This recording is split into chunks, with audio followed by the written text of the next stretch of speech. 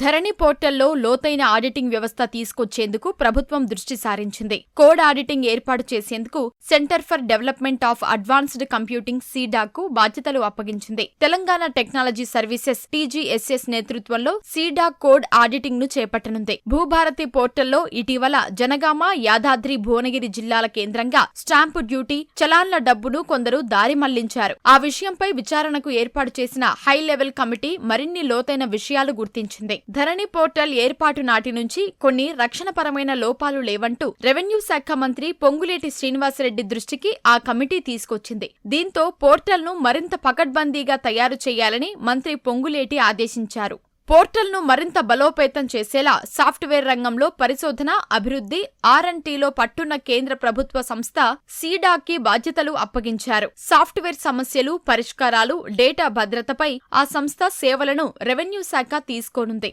ధరణి software రూపొందించిన private సంస్థ గతంలో రక్షణ చర్యలపై దృష్టి సారించలేదని, కోడ్ ఆడిటింగ్ లాంటి వ్యవస్థలను ఏర్పాటు చేసుకోలేదని గుర్తించారు. రహస్యంగా లాగిన్లను తెరిచి ప్రభుత్వ భూములను కొల్లగొట్టడం వంటి అక్రమాలకు ఇదొక కారణమని రెవెన్యూ శాఖ అభిప్రాయపడుతోంది. 2020 అక్టోబర్ నుంచి ధరణి అమల్లోకి రాగా అప్పటి నుంచే సరైన రక్షణ వ్యవస్థలు లేవని, 2024 చివరిలో టెర్రా ఐసిస్ నుంచి NICకి భూముల డేటా బదిలీ చేసిన సమయంలో గుర్తించలేకపోయిందని రెవెన్యూ వర్గాలు పేర్కొంటున్నాయి.